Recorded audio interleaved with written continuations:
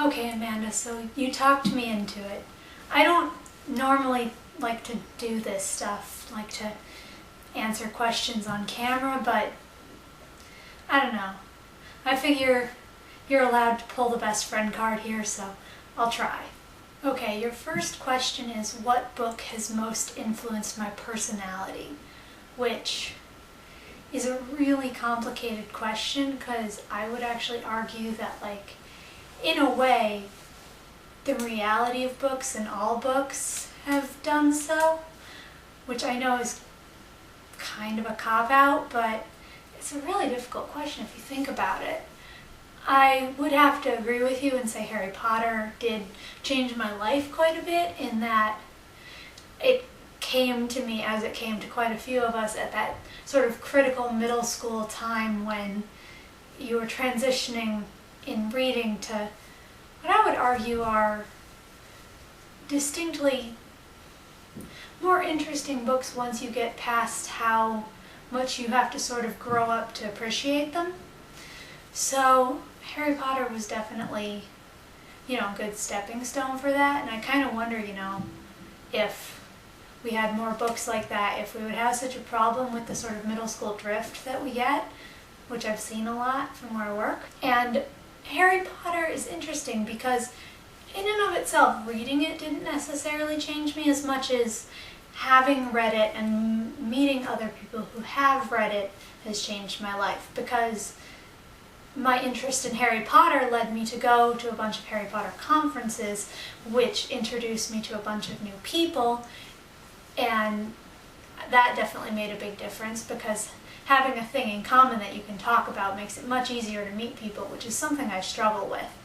And I think I can see the effects of that quite plainly, because some of the people I met at one of those conferences are coming to visit me this weekend, so I would argue that that's a pretty clear indicator there.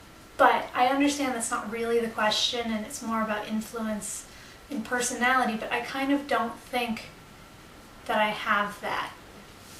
Although, and I know that I could get in trouble for this, but I'm gonna throw it out there because why not? I could make a convincing argument that in a way, reading the Bible changed my personality because reading the Bible made me an atheist. And that's something that's really hard to explain to religious people, especially because I think a lot of them haven't read it most of the way through, which is ironic. And I think it influenced my personality a lot because at a time when I was already kind of frustrated by the status quo and asking a lot of questions, sort of asking questions on my own regard and then finding the answers wanting encouraged me to keep asking those questions. So I guess that's the best answer I can come up with, but it's kind of a strange one. The next question is, how have I let myself down, and how do I let myself down? Which I'm trying to think of the easiest way to put it. I am very aware to some extent of the things that I want, and I am also quite aware of the prejudices behind some of those wants. So I think what disappoints me the most is when I let those prejudices keep me from my goals, I guess, because it's really disappointing, to know that there's something you care about but you didn't try hard enough, because I think that that's really important if you really care about something. There's this movie, it's called The Girl Next Door. It's kind of a silly movie, but I quite like it.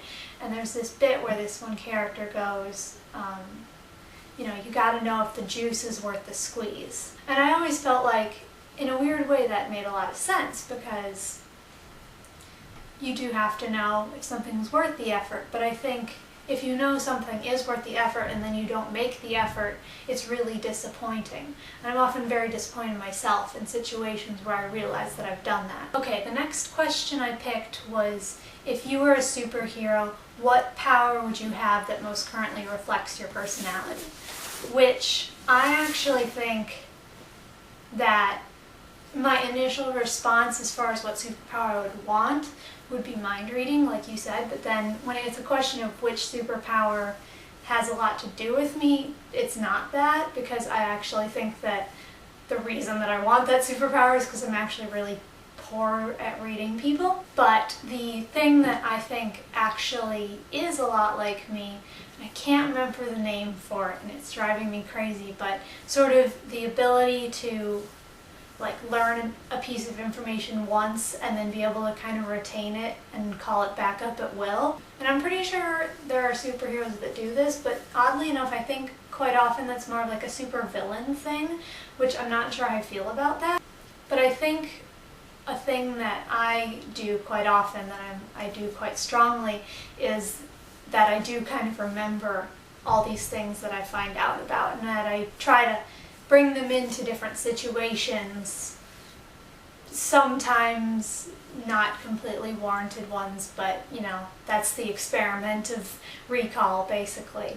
But so a superpowered version of that, you know, I wouldn't be the superhero who would be kind of out on the streets fighting crime a lot, because that's not really a situation where that type of power is useful. But I think I'd be good on a team, because I could be like in a 5-man band where you have, you know, the hero, the lancer, the smart guy, the big guy, and the chick. I think I would probably be the smart guy, which sounds really weird to say because I feel weird about saying like, oh, I'm so smart. But I think that would be the role I would want to have in a superhero team, because that person is, you know, usually less likely to get in danger as well, which, you know, when you're talking on a superhero, supervillain scale, you want that to be you, I think. One of the questions you posed is, what is your favorite scent? And it's interesting that you talk about scent being so important and being tied to memory, because I actually don't notice smells very often. And it's kind of strange to me when other people talk about these strong smells that I didn't even notice until they pointed them out. And sometimes even when they do point them out, I don't notice them, which is kind of weird. But, you know, I do have smells that have certain memories for me. And this is going to sound so weird, so I'm putting this disclaimer here, but I am oddly comforted by the smell of cow manure. And I know, people are like, I mean, it's pretty widely recognized as like a disgusting smell. But when I smell that, it always makes me think of Wisconsin, which is a state that the only time my family ever goes there is usually when we're doing a sort of family-oriented vacation. A lot of my dad's family lives up there, and it has this kind of homey, family-oriented smell memory for me that is kind of odd, I guess, but for some reason I find it strangely comforting.